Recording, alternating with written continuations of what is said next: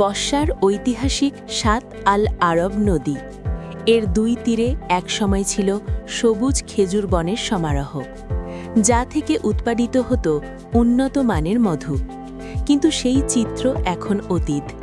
তীব্র গরম, খরা এবং নদীর পানিতে মাত্রাতিরিক্ত লবণাক্ততার কারণে ধুঁকছে পুরো ইকোসিস্টেম বা বাস্তুতন্ত্র।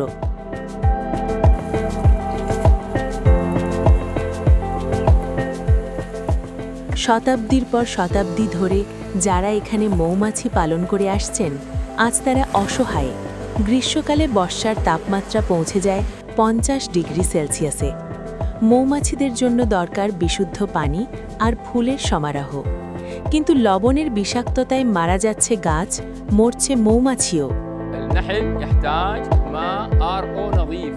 মৌমাছির জন্য পরিষ্কার আরও বা বিশুদ্ধ পানি দরকার, বদ্ধ পানি নয়। এই পানির অভাবেই ওরা মারা যাচ্ছে। লবণাক্ততার কারণে গাছপালা ও ফুল মরে গেছে, তাই মৌমাছি খাবার পাচ্ছে না। সাত আল আরব বায়ের শাখা নদীগুলো থেকেও তারা পানি নিতে পারছে না, কারণ পানির ভৌত ও রাসায়নিক গুণাগুণ নষ্ট হয়ে গেছে।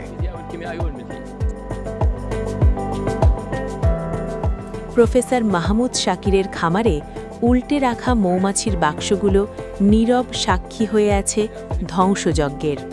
একসময়ে সাত আল আরব তীরে প্রায় 16 মিলিয়ন খেজুর গাছ ছিল, যা আজ কমে দাঁড়িয়েছে 3 মিলিয়নেরও নিচে।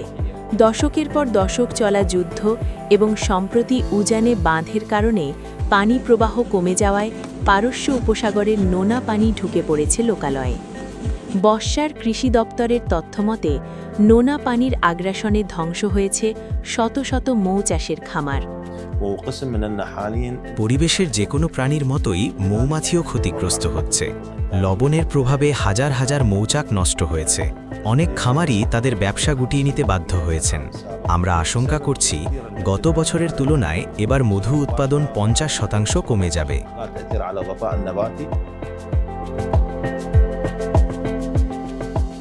পরিসংখ্যান বলছে 2007-2008 সালের দিকেও এখানে বছরে 30 টন মধু উৎপাদিত হতো।